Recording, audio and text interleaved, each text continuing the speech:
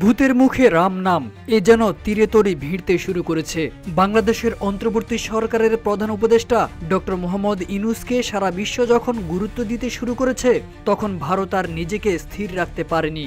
মোদী সরকারও ডক্টর ইউনূসকে এখন সমীহ করছে। এমনকি ভারত বাংলাদেশকে নিয়ে নতুন করে ভাবনার দরজা খুলতে শুরু করেছে। মার্চে মাসির দরদ বেশি, ঠিক এমনটাই এখন ঘটেছে ভারতের। চীন, পাকিস্তান, যুক্তরাষ্ট্র কিংবা যুক্তরাজ্যের মতো বিশ্বের বাঘা বাঘা দেশগুলো যখন বাংলাদেশে বিনিয়োগ কিংবা বিপদে এগিয়ে আসছে, তখন ভারত তার অতীতের জন্য মনে হচ্ছে অনুশোচনা করছে। তারা জোর গলায় এখন বলতে শুরু করেছে, ভারতের চেয়ে বেশি কেউ বাংলাদেশের মঙ্গল কামনা করে না। ঠিক এমনটাই বলেছেন ভারতের পররাষ্ট্রমন্ত্রী এস জয়শঙ্কর।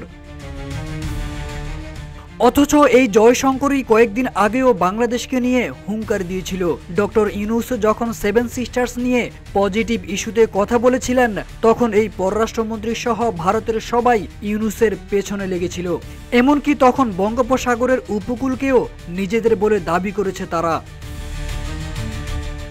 এখন বাংলাদেশ প্রসঙ্গে জয়শঙ্কর বলেন, আমাদের মতো আর কোনো দেশ বাংলাদেশের মঙ্গল কামনা করে না।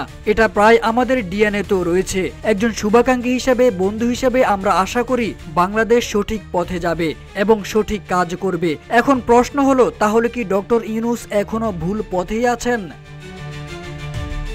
থাইল্যান্ডে বিমস্টেক শীর্ষ সম্মেলনের ফাঁকে ডক্টর ইউনূসের সঙ্গে ভারতের প্রধানমন্ত্রী নরেন্দ্র মোদীর বৈঠক হয়।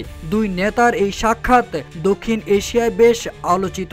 এর কয়েকদিন পরেই এখন জয়শঙ্কর এমন মন্তব্য করলেন। তিনি বলেন, বাংলাদেশ গণতন্ত্রে ফিরবে এবং নির্বাচন হবে। বাংলাদেশের সংখ্যালঘুদের উপর আক্রমণ ও উগ্রপন্থী প্রবণতা রয়েছে। উদ্বেগ জানিয়ে ভারতের পররাষ্ট্রমন্ত্রী বলেন, বাংলাদেশের মানুষের মুখ থেকে যে বক্তব্য বেরিয়ে আসছে তা নিয়ে ভারত চিন্তিত। তার মানে জয়শঙ্করের সুরে ঘুরে ফিরে ভারত তার পুরনো আচরণই করে যাচ্ছে।